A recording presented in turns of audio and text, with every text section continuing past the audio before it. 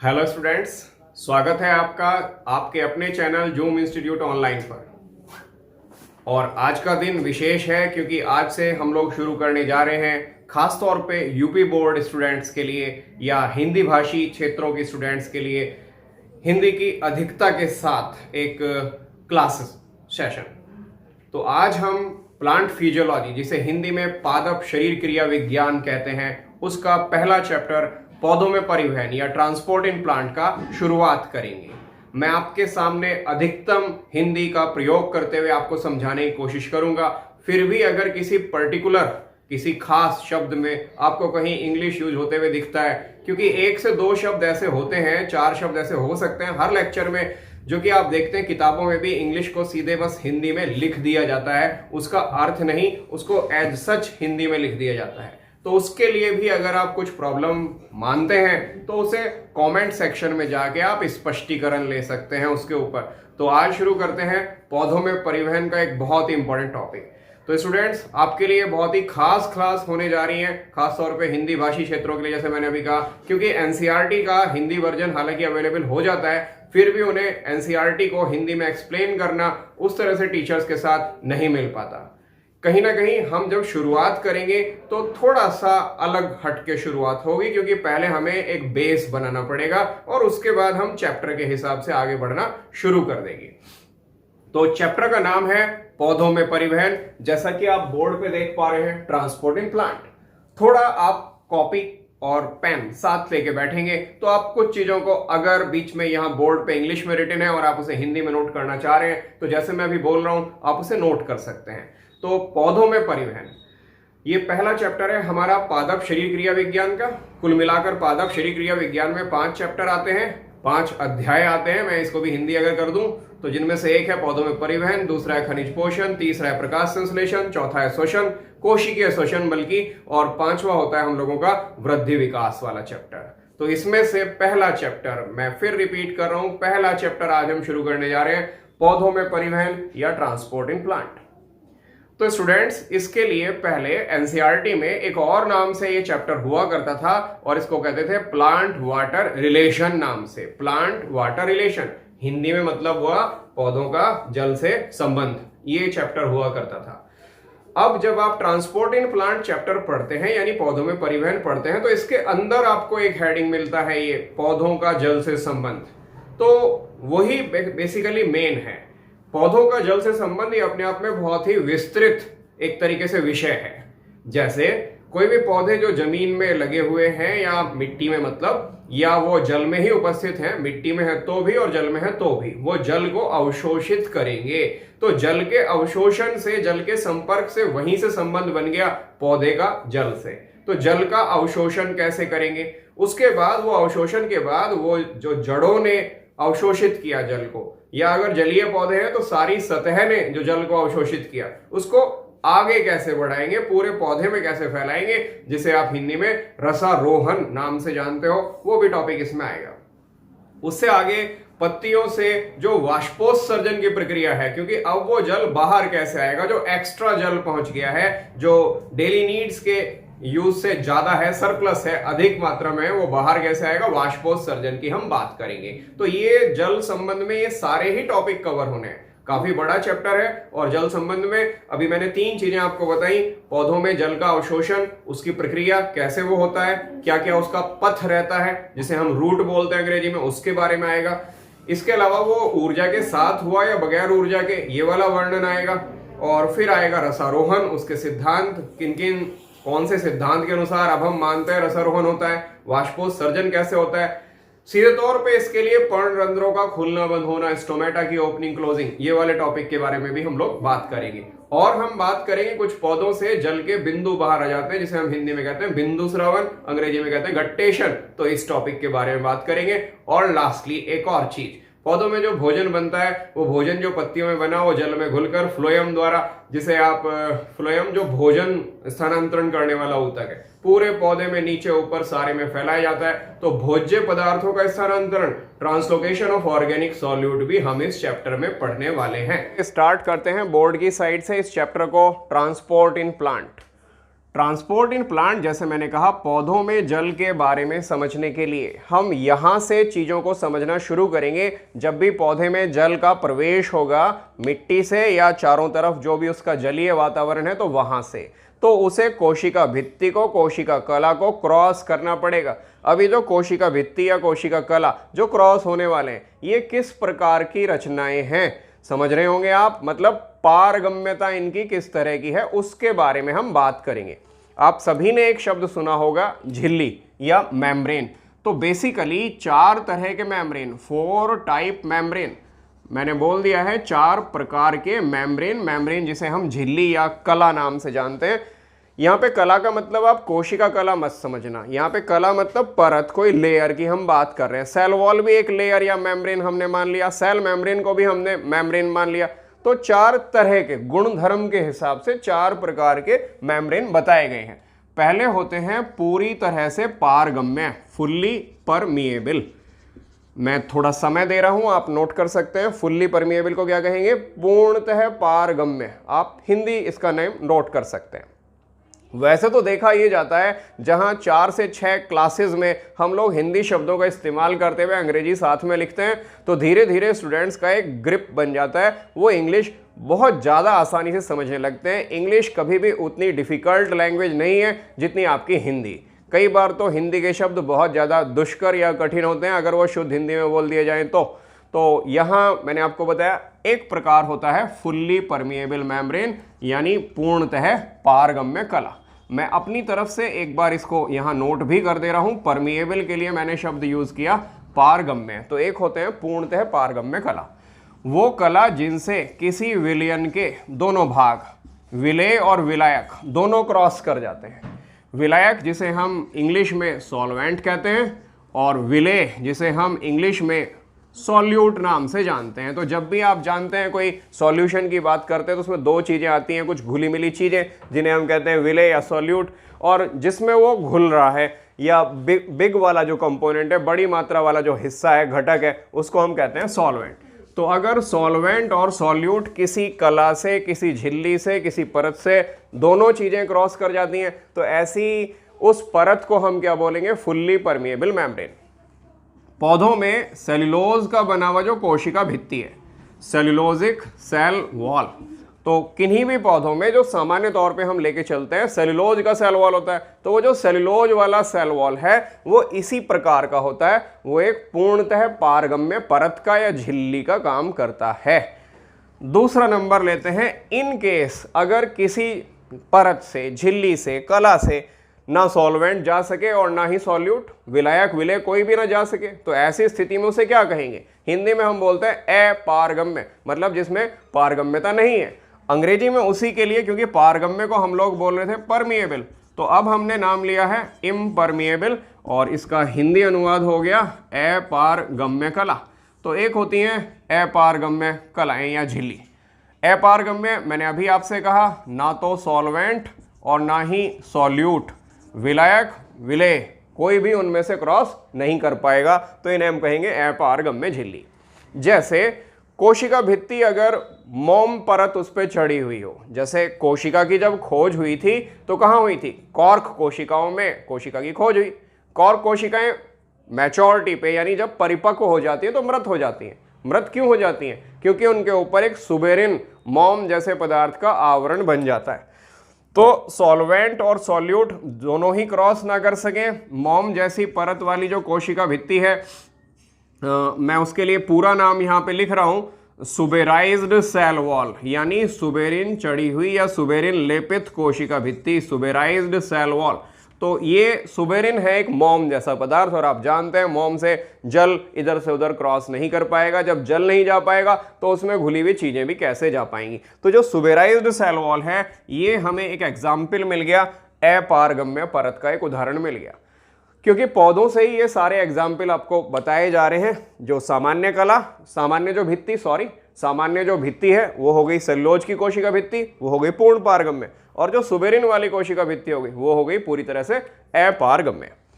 अब ये बात सभी जानते हैं कि जो दो घटक होते हैं विलयन के, विलायक और विलेय, इनमें से विलायक या सॉल्वेंट जिसे कहते हैं, तो सॉल्वेंट बड़ी मात्रा में होता है या मुख्य हिस्सा वही है विलयन का एक तरीके से, क्योंकि मात्रा के हिसाब से अगर सोचे तो अगर दो में से एक घटक यानी सॉल्वेंट जिसे हमने कहा बड़ा हिस्सा वो जा पाए और विलेय वाला हिस्सा दूसरा हिस्सा बिल्कुल क्रॉस ना कर पाए, तो उसको हम क्या कहते हैं, उसको कहते हैं अर्धपारगम्य, वो परत या झिल्ली अर्धपारगम्य।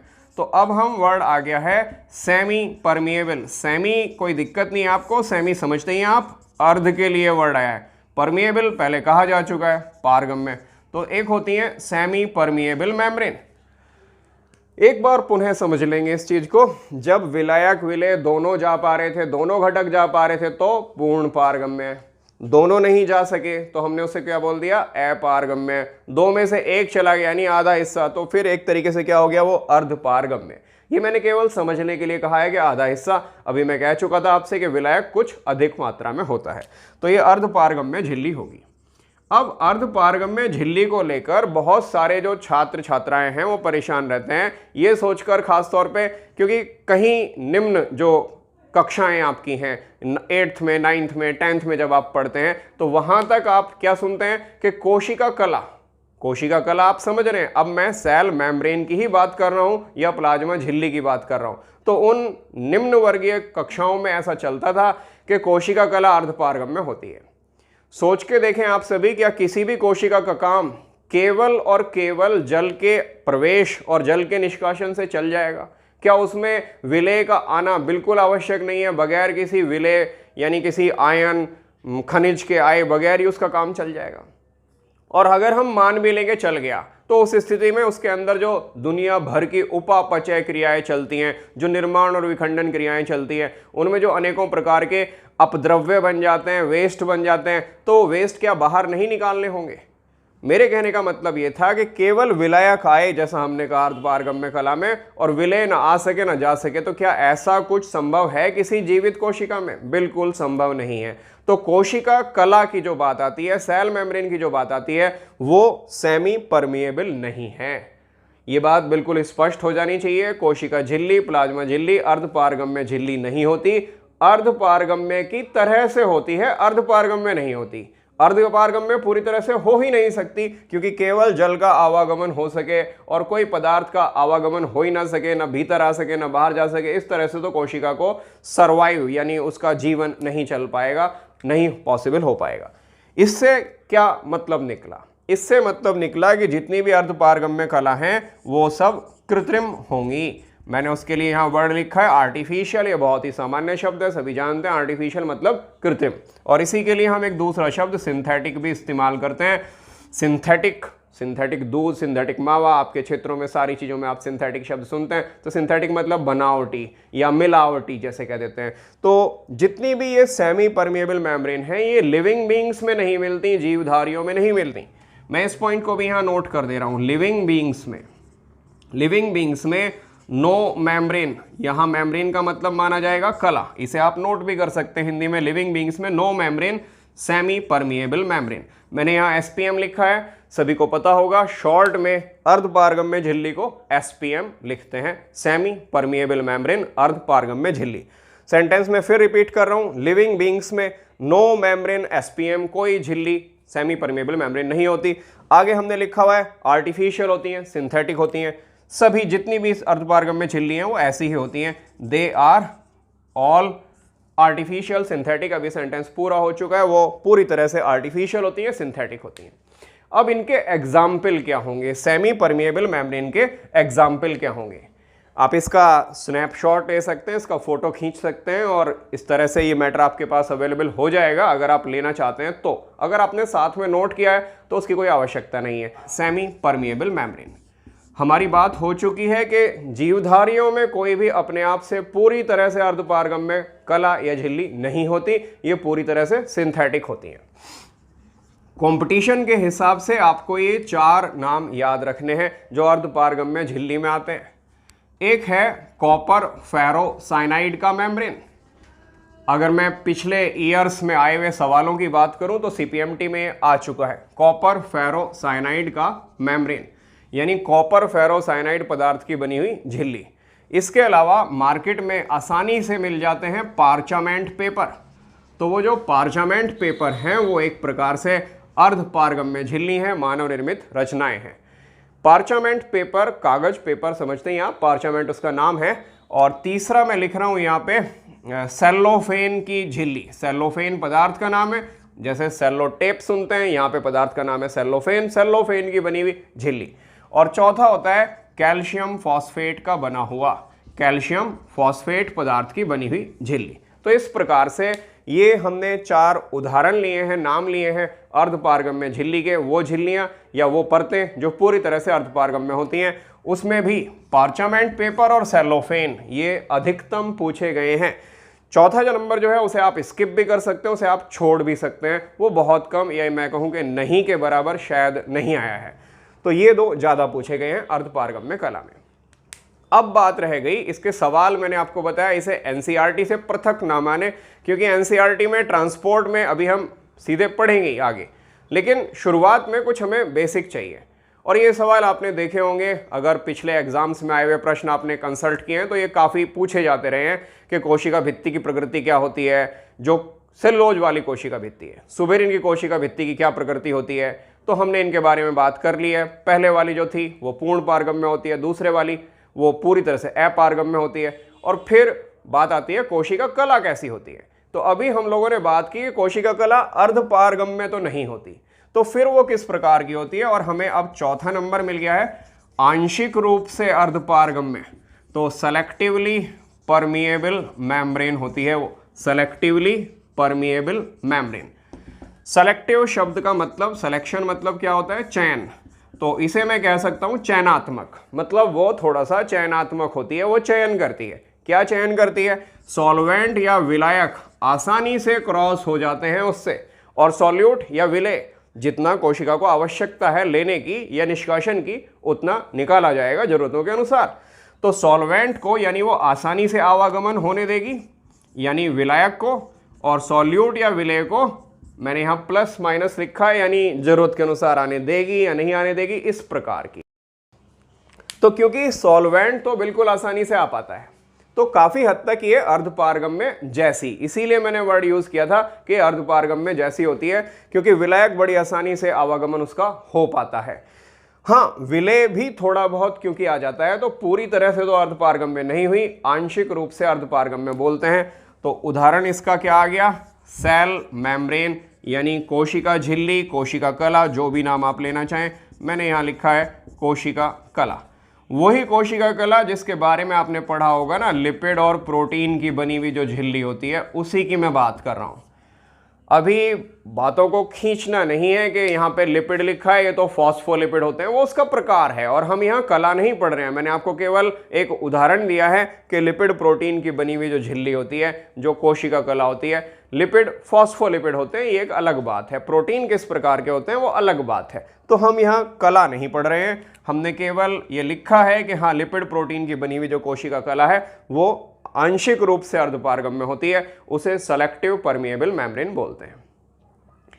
साथ ही साथ मैं आपके सामने कुछ क्वेश्चन भी प्रस्तुत कर देता हूं, जिससे कि आपको और स्पष्ट हो जाएगा कि किन स्थितियों में आपको क्या आंसर करना है।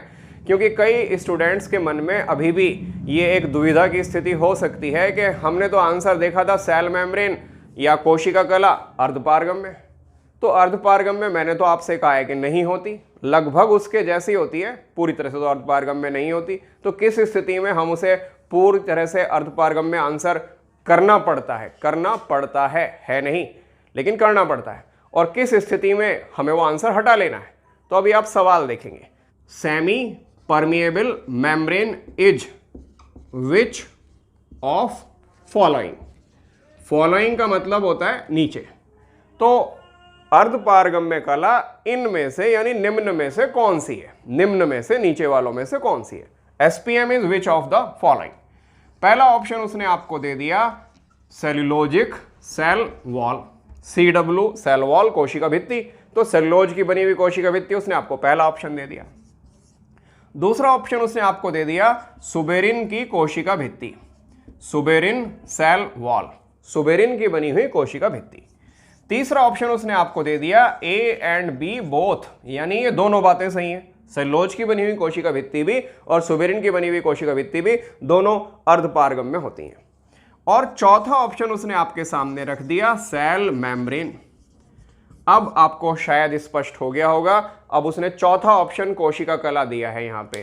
तो पहले वाले को हमने क्या कहा था, पूर्ण पारगम्य, दूसरे को हमने क्या कहा था, अपारगम्य। तो और पूछ क्या रहा है वो, अर्धपारगम्य। अर्धपारगम्य यहां पे कोई ऑप्शन ही नहीं है। लेकिन इसके बारे में क्या कहा गया था, आंशिक रूप से अर्धपारगम्य। तो हम ऐसी स्थिति में कुछ हद तक इसको सही आंसर मानेंगे। लेकिन यही सवाल में अगर हम ऑप्शन को बदल दें, सपोज इसी प्रश्न में ऑप्शन कुछ इस प्रकार से होते, सेल्यूलोज सेल वॉल, मैंने पहला ऑप्शन ज्यों का त्यों रखा है, दूसरा ऑप्शन भी मैंने उसी तरह से रखा है, दूसरी संभावना कि सुबेरिन की बनी हुई कोशिका भित्ति, तीसरा ऑप्शन मैंने बदल दिया है और अब मैंने यहां पे लिख दिया है सेलोफेन की बनी हुई परत या झिल्ली, और चौथा ऑप्शन अब है सेल मेम्ब्रेन। तो इस स्थिति में ध्यान देंगे, अब आप सेल मेम्ब्रेन आंसर नहीं कर पाएंगे, आपका आंसर सेलोफेन बनेगा, जो कि पूरी तरह से अर्धपारगम्य झिल्ली होती है। तो ये सब बातें हमने अभी कर ली हैं झिल्ली के बारे में, झिल्ली के या परतों के 4 बड़े प्रकार के बारे में। इनकी हमें बहुत ज़्यादा आवश्यकता थी, क्योंकि जब भी कोशिकाओं में पदार्थ प्रवेश करेंगे या उनसे निकलेंगे तो ये भित्ति को, कलाओं को क्रॉस तो करना ही पड़ेगा। तो प्रक्रिया क्या होगी, विसरण, परासरण, उससे पहले हमें उनकी प्रकृति पता होनी चाहिए। तो उसके लिए हमने ये सब बातें की। तो आइए आगे इस टॉपिक में बात करते हैं। अब हम कुछ प्रक्रियाओं के बारे में, ट्रांसपोर्ट से संबंधित कुछ प्रक्रियाएं, जैसे विसरण, परासरण, अधिशोषण, ये 3 शब्द हैं जो इस चैप्टर में एनसीईआरटी में आप पाएंगे। धीरे धीरे उनके बारे में वर्णन किया गया है। मैं पहले यहां पे विसरण से शुरुआत कर रहा हूं, जिसे हम अंग्रेजी में डिफ्यूजन नाम से भी जानते हैं, डिफ्यूजन या विसरण।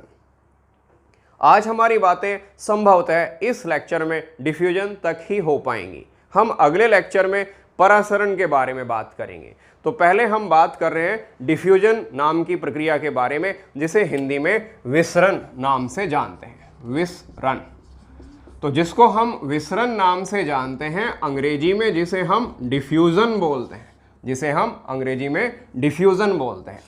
विसरण का मतलब होता है प्रसार या फैलना, एक प्रकार से फैलना या प्रसार, उसके लिए हम लोग डिफ्यूजन शब्द का इस्तेमाल करते हैं। कोई भी पदार्थ, चाहे वो ठोस, द्रव, गैस, जिस भी अवस्था में हो, सभी वो अपना विसरण की प्रवृत्ति रखते हैं। सीधी बात है ठोस पदार्थों में, क्योंकि उनके अणुओं की गतिशीलता कम होती है, तो उनके प्रसार की संभावना या फैलने की संभावना भी कम होती है बजाय किसी द्रव के या गैस पदार्थ के। लेकिन आपको ये ध्यान रखना है, द्रव्य की, मैटर की, तीनों अवस्थाओं में, ठोस, द्रव, गैस, तीनों अवस्थाओं में विसरण मिलता है। तो मैं यहां पे लिख रहा हूं डिफ्यूज शब्द, और डिफ्यूज शब्द का मतलब आपको बताया है स्प्रेड या फैलना। उदाहरण के तौर पे अगर कोई धूप बत्ती या अगरबत्ती किसी कमरे में एक कॉर्नर में कहीं जला दी जाए, तो उसका जो एरोमा या उसका जो सुगंध है वो पूरे कमरे में और कभी कभी बाहर तक भी व्याप्त होने लगता है।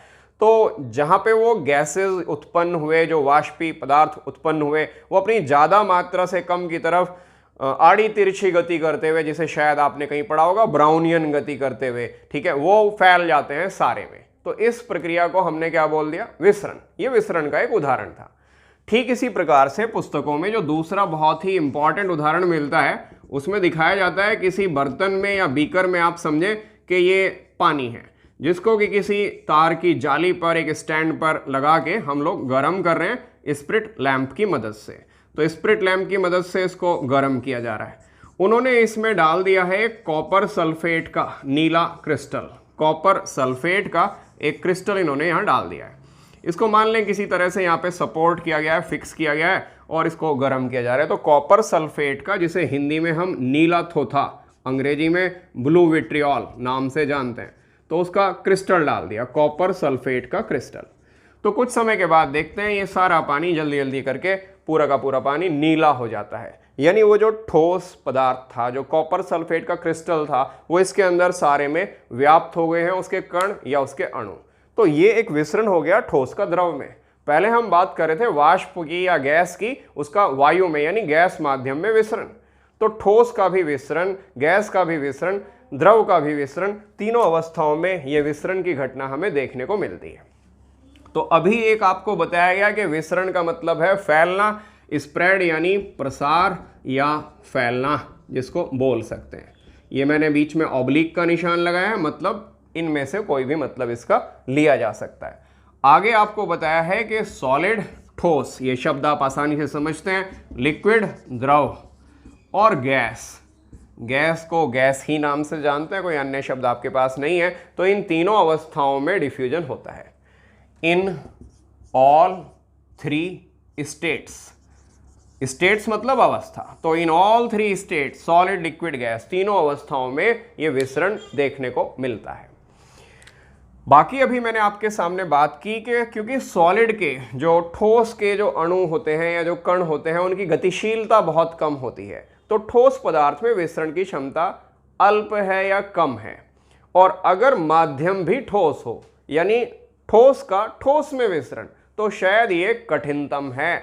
तो अगर पूछा जा रहा है कि तीनों अवस्थाओं में विसरण होता है लेकिन सबसे कम क्या होता है और सबसे ज्यादा कौन सी स्थिति में होता है, तो आप याद रखेंगे ऑफ सॉलिड ठोस का, इन सॉलिड ठोस में। तो ये आप समझ गए होंगे ठोस पदार्थ का ठोस माध्यम में।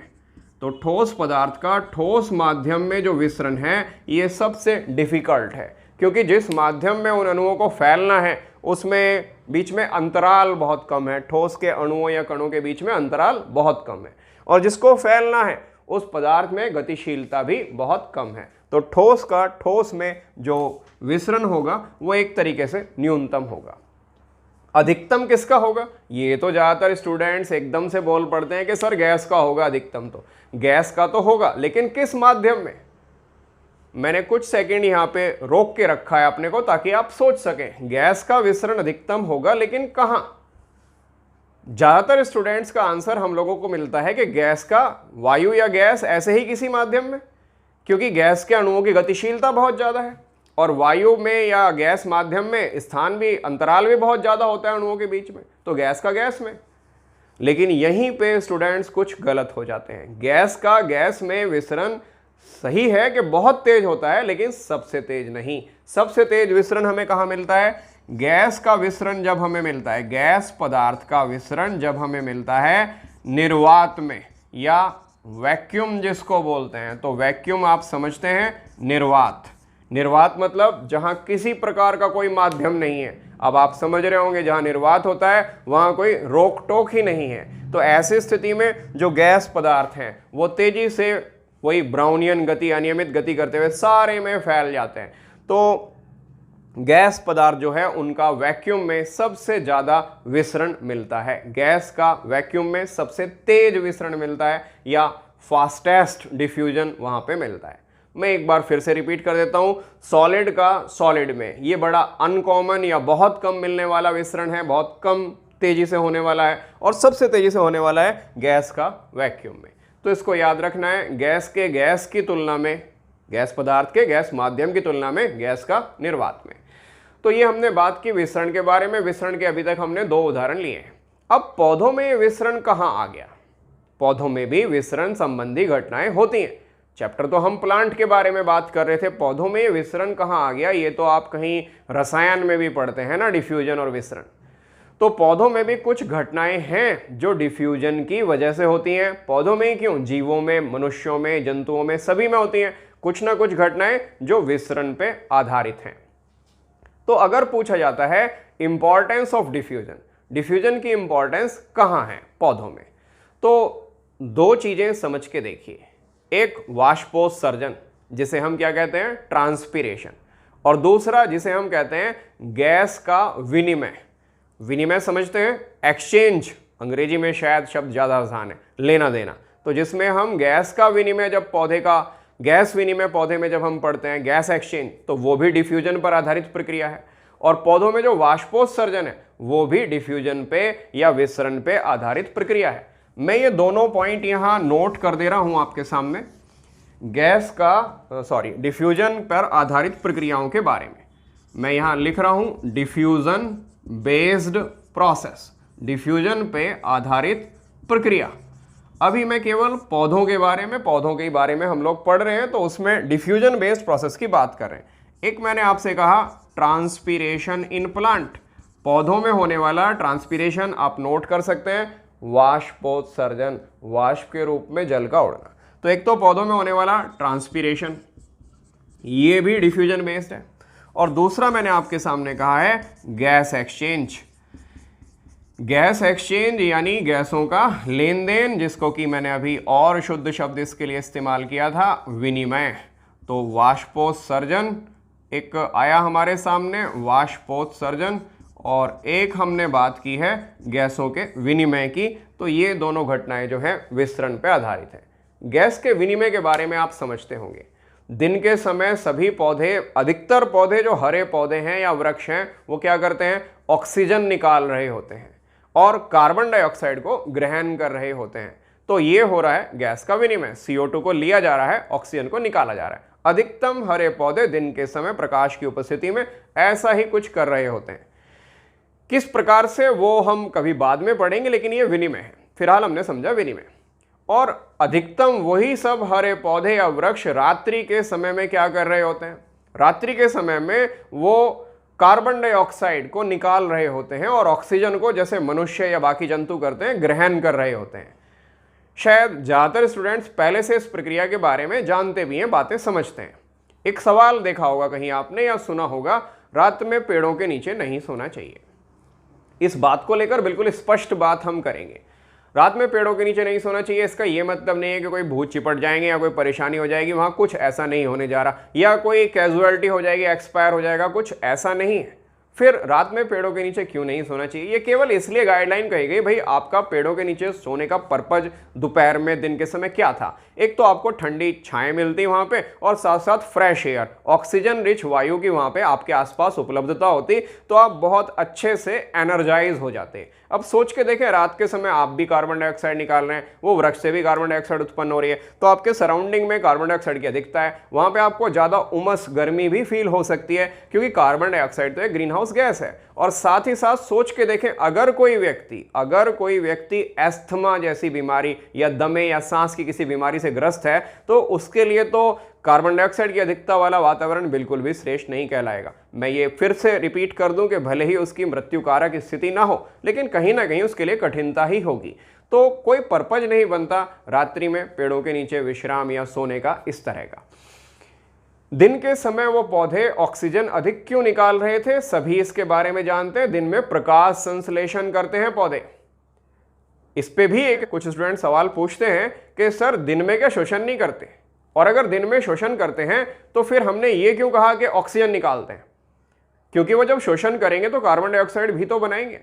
तो आपको ध्यान ये रखना है, प्रकाश संश्लेषण शोषण से 10 गुना तेज प्रक्रिया है। ये सवाल आ चुके हैं CPMT में 2 से 3 बार कम से कम पहले, और CPMT के अलावा नीट के हिसाब से भी अगर हम तैयारी कर रहे हैं तो ये बात नहीं है कि ये सवाल नीट में नहीं आ सकते, ये बिल्कुल प्रैक्टिकल क्वेश्चन है और किसी भी एंट्रेंस में ये बनते ही हैं। साथ ही साथ आज क्योंकि पहला लेक्चर है, मैं आपके सामने ये भी बात रखूंगा कि ऐसा नहीं है कि नीट में सारा का सारा NCERT बेस्ड रहता है। NCERT एक आधार है, उसके हिसाब से सवाल आते हैं। आप कह सकते हैं जीव विज्ञान के 90 में से 80 प्रश्न उसमें से हो सकते हैं, लेकिन फिर भी 10 क्वेश्चन की गुंजाइश लेके रखिए। 6 से 8 क्वेश्चन तक तो देखे ही जा चुके हैं जो थोड़ा हटकर होते हैं, या आपके जनरल नॉलेज के बेस पर हो सकते हैं, या थोड़ा आपका और ज़्यादा टैलेंट जांचने के लिए उसके लिए रखे जाते हैं। तो हर बार 5 से 6 क्वेश्चन, 8 क्वेश्चन इस तरह के अतिरिक्त आते ही हैं। और ये तो बिल्कुल प्रकाश संश्लेषण संबंधी साधारण बात थी जो मैंने आपको बताई, तो इसको याद रखेंगे। इस तरीके से भी आप उसको याद रख सकते हैं। प्रकाश संश्लेषण को अगर हम P से दिखलाएं, क्योंकि प्रकाश संश्लेषण क्या है, फोटोसिंथेसिस अंग्रेजी में।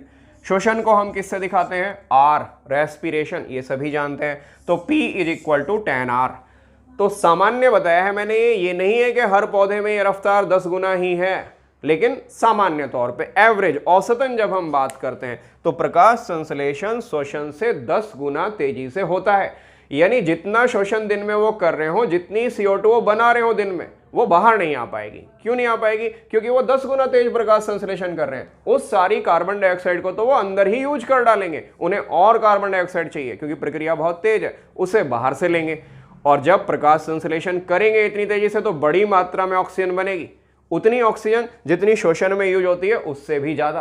तो फिर ऑक्सीजन कहाँ आएगी? धीरे धीरे ऑक्सीजन स्वतः बाहर की तरफ विसरित होना शुरू कर देगी। तो इसलिए पौधे दिन के समय ऑक्सीजन बाहर निकालते हैं और रात के समय क्योंकि प्रकाश संश्लेषण हो चुका है बंद, पूरी तरह से स्टॉप अगर हम मान लें, तो ऐसी स्थिति में केवल और केवल शोषण ही चल रहा है। और जब शोषण ही चल रहा है तो अंदर कार्बन डाइऑक्साइड एकत्रित होती चली जा रही है पौधों के अंदर। अब उस अतिरिक्त CO2 का जब वो काफ़ी हो गई, हमारे वायुमंडल में कितनी है? केवल 0.033%, 0.035%, तो वो ज़्यादा से कम की तरफ बाहर आएगी। इस सब वर्णन के द्वारा हमारे सामने एक बात आ चुकी है कि विसरण कहाँ होता है, कैसे होता है। विसरण होता है ज़्यादा से कम की तरफ। तो चीज़ों की जो ज़्यादा से कम की तरफ जाने की प्रवृत्ति है, ये बिल्कुल एक उनकी प्राकृतिक प्रवृत्ति है, स्वतः है, बगैर किसी ऊर्जा के ज़्यादा से कम की तरफ। तो ये ही डिफ्यूजन या विसरण है।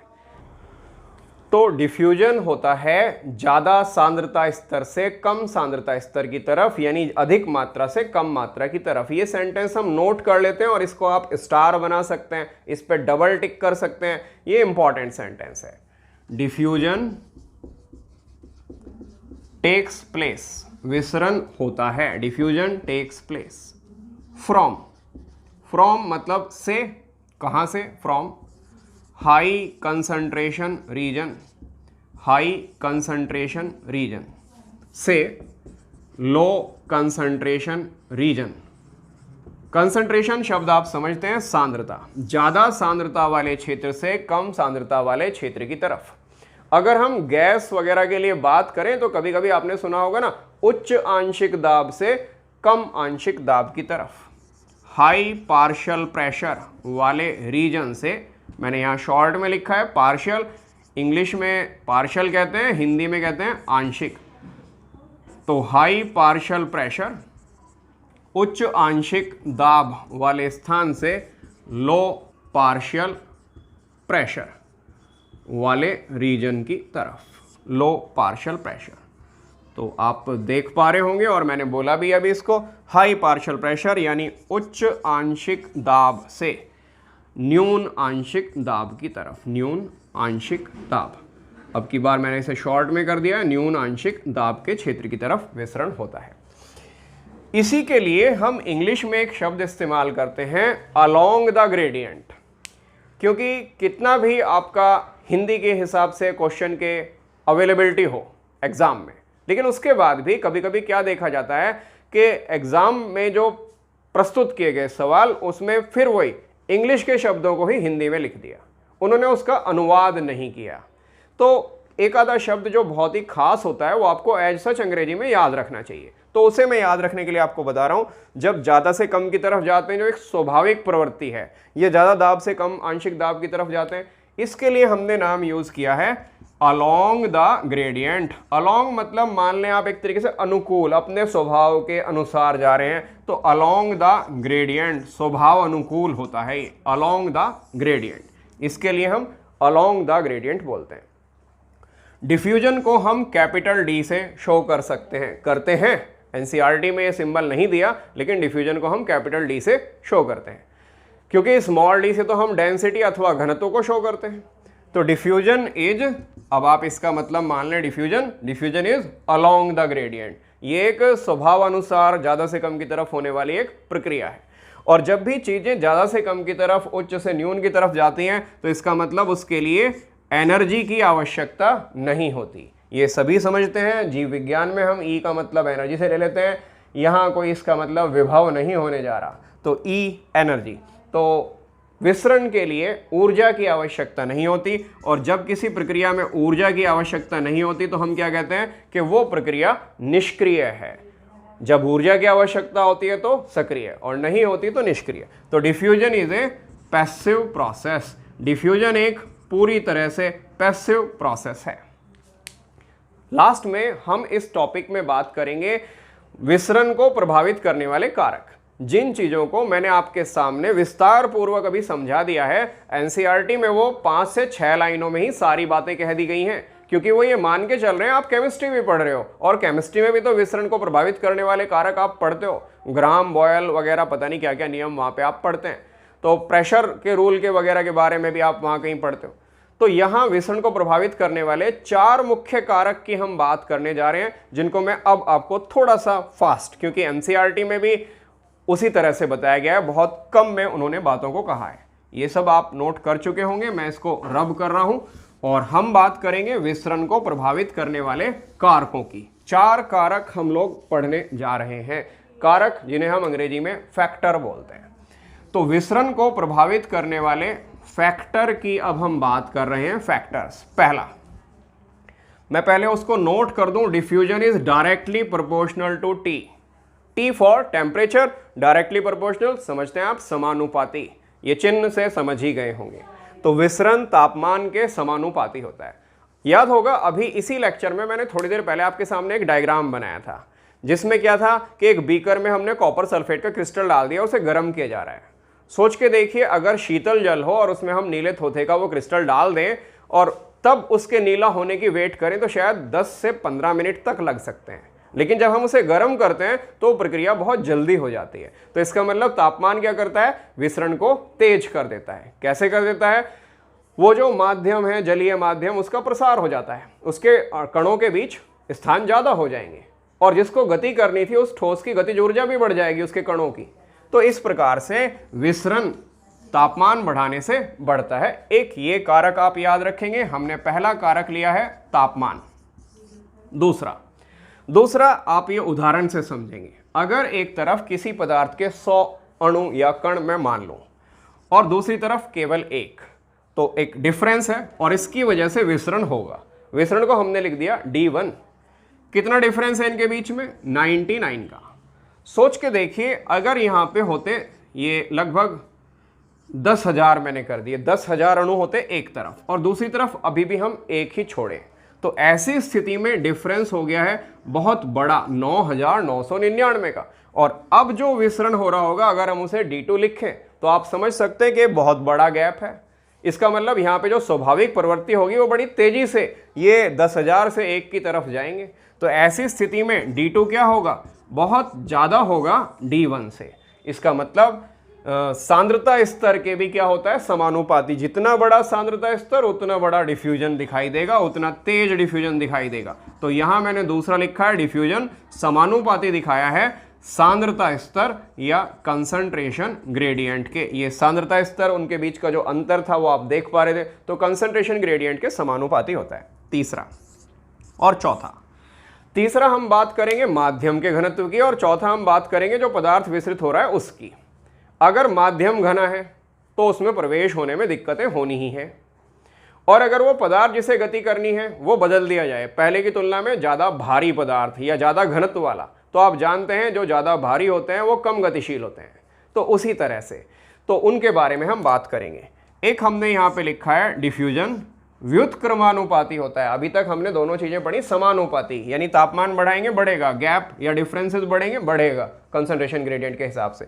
और अब हम बात कर रहे हैं भारीपन के हिसाब से, बात करते हैं उस पदार्थ के खुद के भारीपन की जिसे विसरित होना है। तो diffusion is inversely proportional to, ये अंडर रूट है, ये डी है स्मॉल, डेंसिटी, मैं यहाँ लिख रहा हूँ डेंसिटी ऑफ सब्सटेंस, उस पदार्थ की डेंसिटी, उस पदार्थ का घनत्व जो विसरित होने जा रहा है। तो जितना वो ज़्यादा भारी होगा, डेंसिटी उसकी जितनी ज़्यादा होगी, उतना कम विसरण होगा।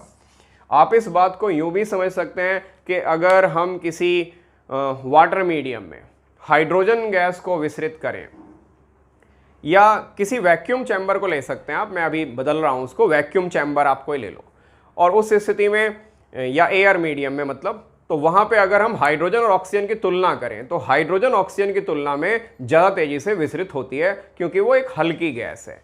तो हाइड्रोजन का विसरण ऑक्सीजन की तुलना में अधिक तेज़ी से हो सकता है। तो डिफ्यूजन उसके खुद के घनत्व पे भी निर्भर करता है, जितना ज़्यादा घनत्व उतना कम विसरण। और हम बात कर रहे थे अभी माध्यम की, तो माध्यम के साथ भी विपरीत संबंध देखने को मिलता है। ये था डेंसिटी ऑफ सब्सटेंस और यहाँ पे हम बात कर रहे हैं डेंसिटी ऑफ मीडियम की या माध्यम के घनत्व की। जितना घना माध्यम उतना कम विसरण उसी सेम पदार्थ के लिए। जैसे अगर किसी गैस पदार्थ को वायु में गति करनी है तो वहाँ उसके लिए बहुत आसानी है, अगर उसी को जल या द्रव माध्यम में तो डिफ़िकल्ट हो जाएगा, और अगर उसी गैस को किसी ठोस माध्यम में प्रवेश करना हो तो जैसे जैसे माध्यम आप देख रहे हैं भारी होता चला जाता है, वैसे वैसे विसरण क्या होता चला जा रहा है, डिफ़िकल्ट होता चला जा रहा है। तो इस तरह से डिफ्यूजन को प्रभावित करने वाले 4 फैक्टर या कारकों के बारे में हमने बात की। तापमान बढ़ाने से विसरण बढ़ता है, सांद्रता स्तर जितना ऊंचा होता चला जाएगा, गैप जितना बड़ा होता चला जाएगा, ग्रेडियंट जितना बड़ा होता चला जाएगा, विसरण उतना तेज होगा। पदार्थ खुद जितना भारी है उतना कम डिफ्यूजन होगा। हाइड्रोजन ऑक्सीजन से ज़्यादा तेजी से डिफ्यूज होगी, ऑक्सीजन सल्फर डाइऑक्साइड से ज़्यादा तेजी से डिफ्यूज होगी, इत्यादि इस तरह से। इसके अलावा अगर हम जलीय माध्यम की तुलना करें तेलीय माध्यम से, तो शायद जलीय माध्यम में किसी भी पदार्थ का विसरण आसान होगा तेल से, जो कि अपेक्षाकृत ज़्यादा घनत्व वाले होंगे। तो इस प्रकार से तो ये थे हमारे विसरण को प्रभावित करने वाले कारक, फैक्टर अफेक्टिंग डिफ्यूजन।